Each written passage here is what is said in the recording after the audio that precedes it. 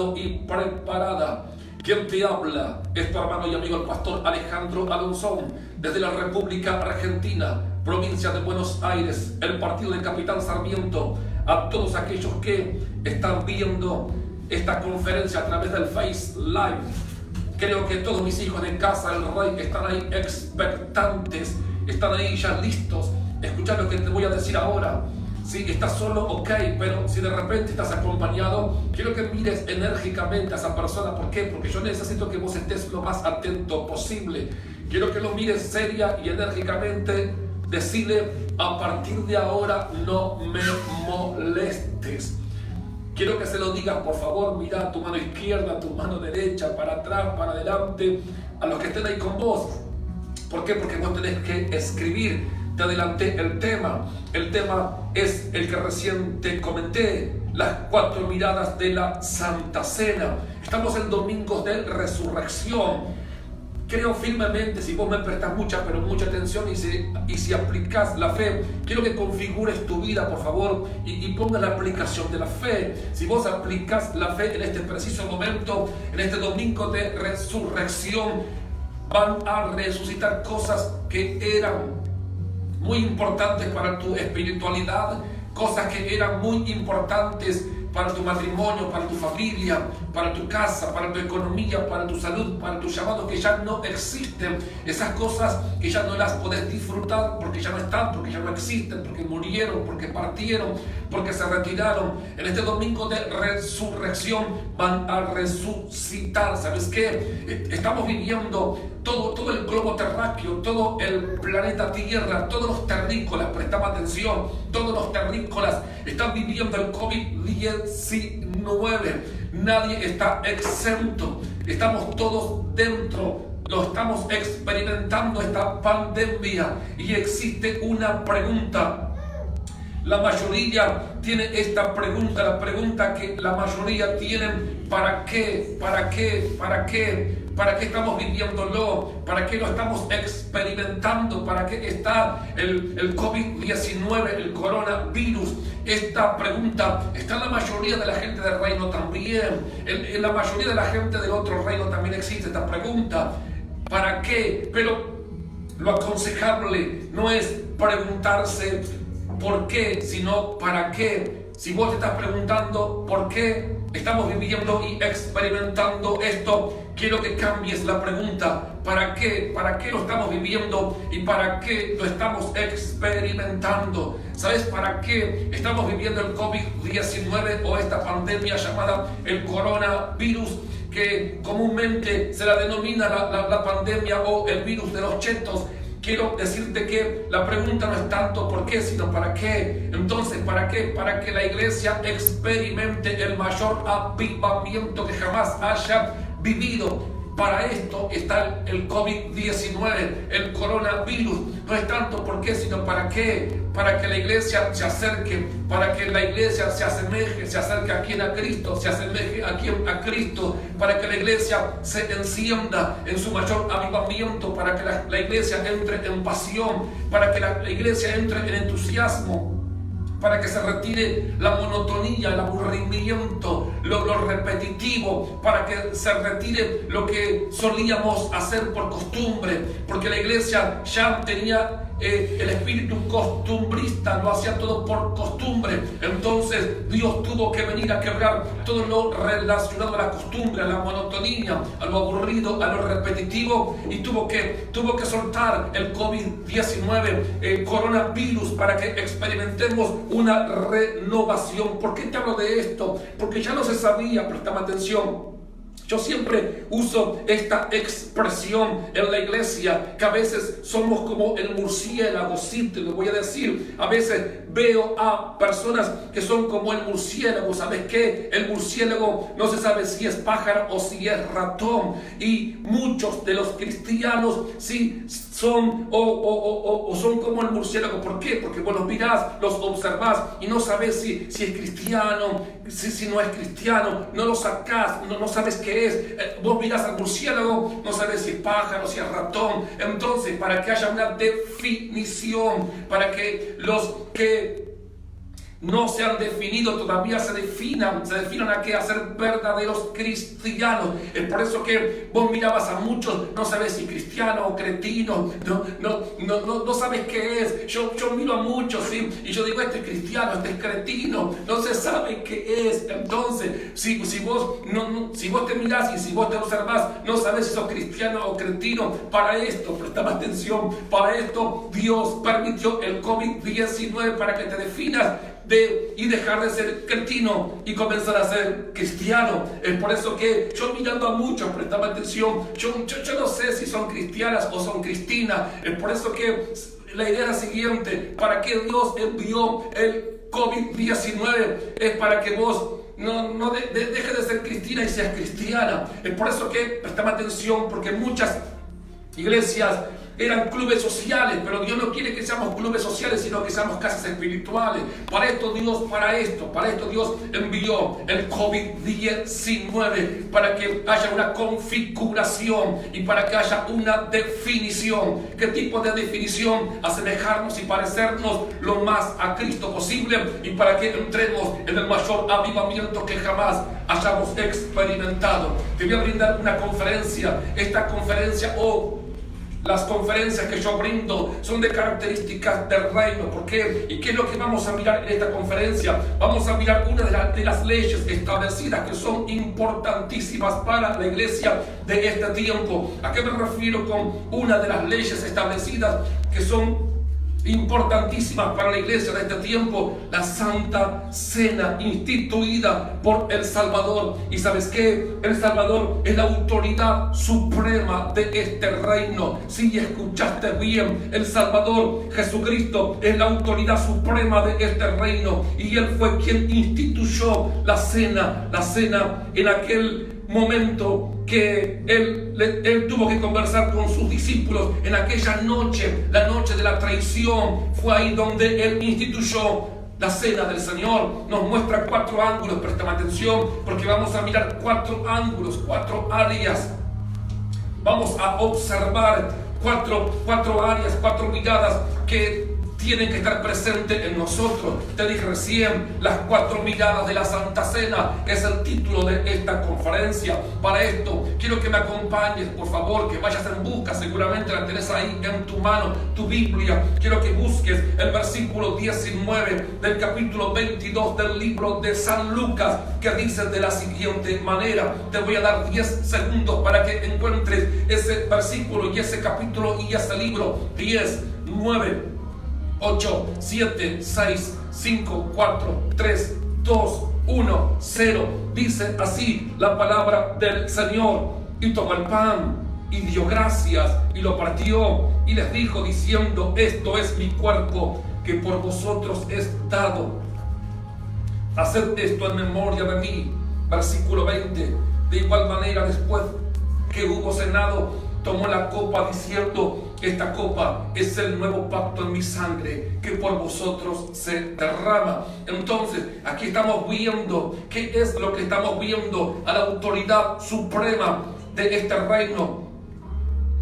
¿A qué reino hago referencia? Al reino de Dios, al reino de Cristo, al reino de los cielos. O sea que Jesús es la autoridad suprema, y en esta ocasión Él está instituyendo lo que hoy vos y yo vamos a participar. Dice: y tomó el pan y dice: y dio gracias. Dice que lo partió y comenzó a hablar, comenzó a conversar y dijo: esto es mi cuerpo que por vosotros es dado. Y Él dijo: haced esto en memoria de mí.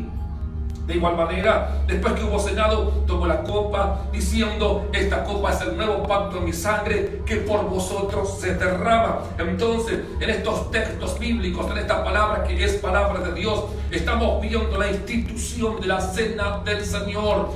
¿Quién es el que la instituye? La autoridad máxima que existe en el reino de Dios, Jesucristo. Ahora te voy a mostrar la primera mirada. ¿Por qué? ¿Por qué te voy a mostrar la primera mirada? Porque te dije recién que cuando hablamos de la Santa Cena nos muestra 4 ángulos. Te dije recién que cuando hablamos de La Santa Cena nos muestra 4 áreas que debemos observar. Te dije recién que hay 4 miradas que debemos tener presentes. Te voy a mostrar la primera mirada. O sea que, punto número 1, una mirada al pasado. Sí, escuchaste bien y quiero que lo anotes. O sea que, punto número 1, reitero para aquellos que están escribiendo. Punto número 1, una mirada al pasado. ¿A qué me refiero con una mirada al pasado? A la cruz. ¿Por qué estamos mirando esta primera mirada? Una mirada al pasado, a la cruz. ¿Y de dónde yo saco esta primera mirada? Porque lo dijo Jesús, haced esto, que después lo vamos a leer también. Haced esto todas las veces que la bebierais en memoria de mí. Pero ya que estamos en el tema, quiero que leas, por favor, que lo busques. Hoy vamos a usar un poco más la Biblia de lo habitual. O sea que para hablarte de la primera mirada al pasado, a la cruz, vamos a buscar el versículo 23 del capítulo 11 de Primera de Corintios. Te doy algunos segundos para que busques la palabra del Señor. Versículo 23, capítulo 11 de Primera de Corintios. ¿Lo tenés? Dice así la Biblia. Mientras buscas, yo te dije ayer que una cosa es distanciamiento y otra cosa es aislamiento. Estamos viviendo, sí, claro que sí, periodos de distanciamiento, pero que existan periodos de distanciamiento no es sinónimo de aislamiento. ¿Por qué? Porque con la familia espiritual, con Casa del Rey, con mis hijos del alma, con aquellos que Dios me dio para que sea el padre espiritual o el padre del alma o el pastor de ellos, no estamos aislados. ¿Por qué? Porque tenemos grupos de WhatsApp, estamos charlando, estamos dialogando, estamos conversando diariamente, estamos en comunicación. Es más, les brindo tareas. ¿Para qué? Para que en esta cuarentena estén en contacto con la palabra del Señor. Entonces, distanciamiento no es sinónimo de aislamiento. Estamos en continuo contacto y comunicación. Ya vendrán esos tiempos nuevamente donde nos vamos a abrazar. Claro que se extraña ese abrazo, claro que se extraña ese apretón de manos,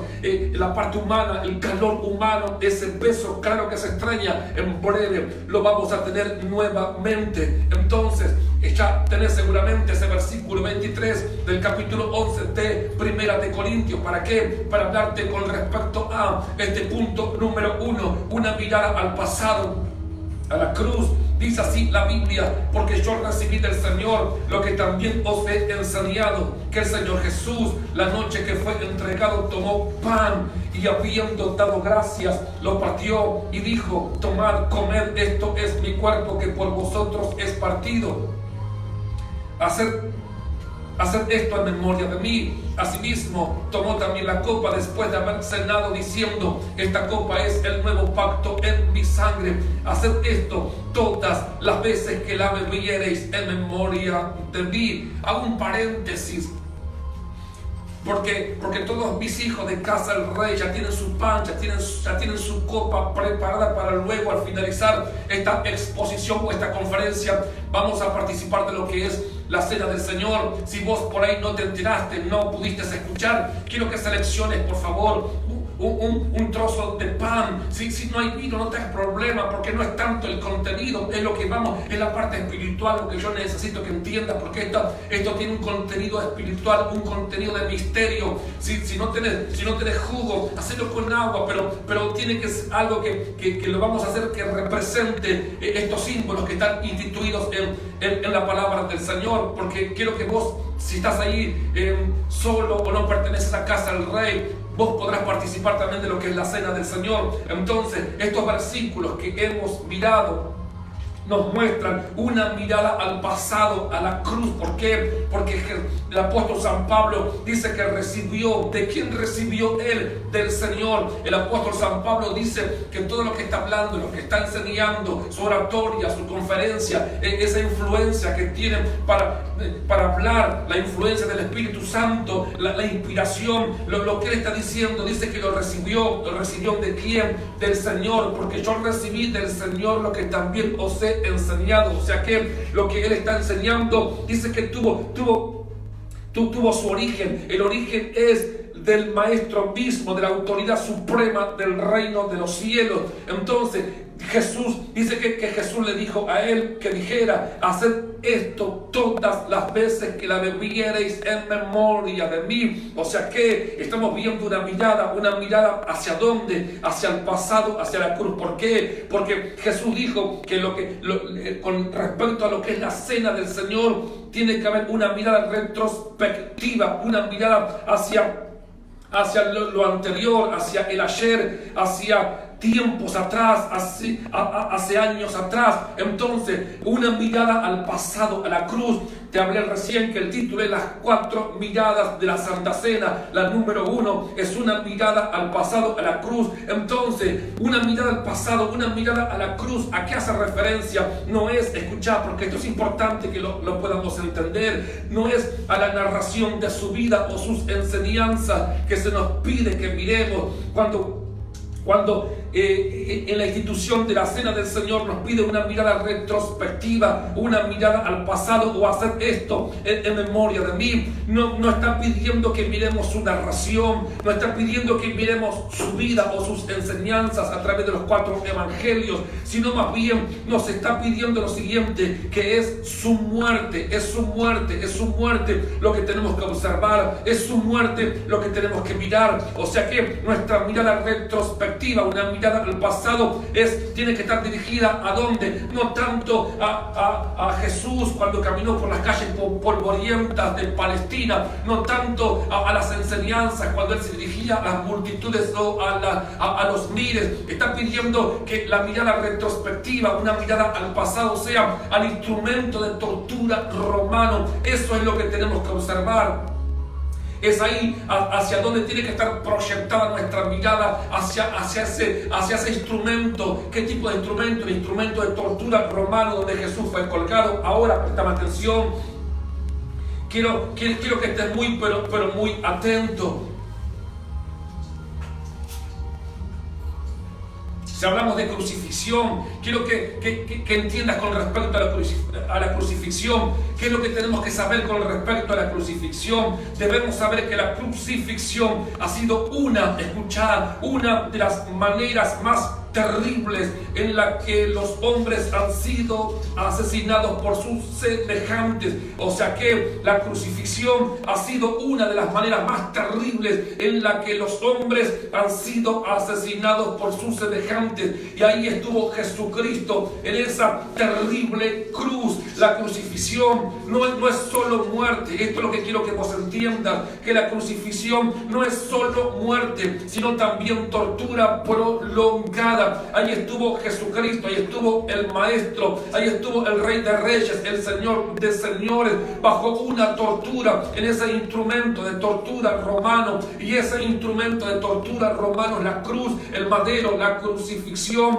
Y lo que tenemos que entender, que lo que ofrecía esa cruz, la crucifixión, era una tortura, pero no una tortura instantánea, una tortura que duraría 15 minutos, no, una tortura prolongada. Jesús estuvo algunas horas bajo una tortura prolongada, sufrimiento, dolor, agonía, flagelación. Allí estuvo él bajo una tortura, pero su tortura era prolongada. O sea que había un dolor prolongado, había agonía prolongada. Escuchad, la crucifixión tan utilizada por los romanos era el método. O sea que la crucifixión que usaban los romanos era el método del asesinato legal más terrorífico. O sea que si había un método para asesinar en la antigua Roma, era la crucifixión. Era un método terrorífico y legal, y de esta forma actuaba no solo como método de ejecución, sino que también era para esto, prestame atención, como advertencia a todo el que pensaba vulnerar las leyes. O sea que toda persona que estaba pensando en delinquir, al mirar y al observar cómo los reos o los delincuentes estaban bajo esa tortura prolongada, y esa tortura prolongada les advertía. ¿Qué les advertía esa tortura prolongada a todos aquellos que tenían un pensamiento para delinquir? Les advertía: no lo voy a hacer, no lo voy a hacer, me voy a retractar, me voy a retraer, lo que estoy pensando es una locura, lo que estoy pensando me puede salir mal y yo podré estar en ese instrumento de tortura romano y la tortura será prolongada. Por eso que las torturas o las crucifixiones las hacían públicos, en lugares abiertos, en lugares donde la gente podía acercarse y observar. Hacían con ese propósito. ¿Para qué? Para que todo aquel que pensaba delinquir se retracte y se saque ese pensamiento de su cabeza. Entonces Jesucristo ahí estuvo en una tortura prolongada. Una lanza atravesando su costado, una corona de espina puesta sobre su cabeza. Era un espectáculo al mundo, un espectáculo para la gente, todo ensangrentado, todo transpirado, semidesnudo. Entonces eso es lo que tenemos que observar. Todo ciudadano del reino tendrá que vivir esta ley. ¿Qué tipo de ley? La ley de participar del pan, porque esto es lo que vamos a hacer, porque el cuerpo de Cristo simboliza, o mejor dicho, el pan que vamos a participar en algunos minutos simboliza. ¿Qué simboliza? El cuerpo de quién? De Cristo, herido, martirizado, bajo dolor y bajo agonía en aquella cruz. Ahora, prestame atención, en breve nosotros vamos a masticar y vamos a partir. ¿Qué es lo que vamos a masticar y qué es lo que vamos a partir? El pan, ¿en dónde? En nuestra boca. O sea que cuando pongamos un trozo de ese pan en nuestra boca, lo vamos a triturar y a triturar y a triturar y a partir. La palabra del Señor dice que Jesús fue molido por nuestros pecados y nosotros vamos a moler el pan. ¿En dónde? En nuestra boca. ¿Sí? Tipificando lo que Jesucristo sufrió y agonizó en aquel madero. Él fue molido, fue triturado. ¿En dónde? En aquella cruz. Ahora prestame atención. Es por eso que todo ciudadano del reino debe participar del pan y debe participar de la copa y llevar a cabo con profundidad esta mirada, la mirada hacia dónde, hacia el pasado, hacia el martirio de Cristo, y de esta manera podrá cumplir con eficacia el propósito que Dios tiene con su vida.